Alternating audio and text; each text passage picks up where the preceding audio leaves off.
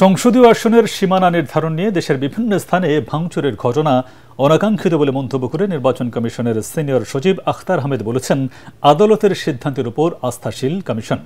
নির্বাচন কমিশন ভবনে আয়োজিত সংবাদ সম্মেলনে তিনি বলেন, জাতীয় নির্বাচনকে সামনে রেখে পুরো দমে প্রস্তুত ইসি।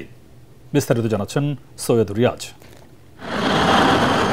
ত্রয়োদশ জাতীয় সংসদ নির্বাচনের সার্বিক প্রস্তুতির অগ্রগতি জানাতে সাংবাদিকদের সাথে কথা বলেন নির্বাচন কমিশনের সিনিয়র সচিব আখতার আহমেদ।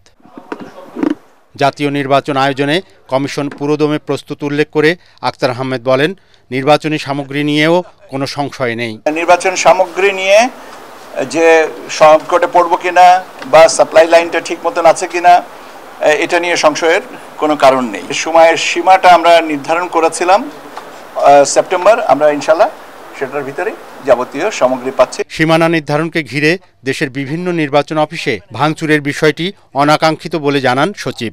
সীমানা নিয়ে আজকে পর্যন্ত 14টা রিট হয়েছে। আদালতের এখতিয়ারাধীন বিষয়ে আমার মনে হয় যে কথা বলার এখতিয়ার, এটা সাবজুডিস হবে, আমার কথা বলার এখতিয়ার। যারা রিট করেছেন তারাও আদালতের প্রতি আস্থাশীল, আমরাও আদালতের প্রতি আস্থাশীল। কাজে সেভাবে এই জিনিসটা আদালত থেকে সিদ্ধান্তটা আসুক। ভোট গ্রহণের জন্য প্রবাসীদের নিবন্ধন করতে পোস্টাল ভোট বিডি নামে একটি অ্যাপ তৈরি করেছে নির্বাচন কমিশন। এই অ্যাপটা হচ্ছে যে ভোটাররা যারা প্রবাসে আছেন তারা এনআইডির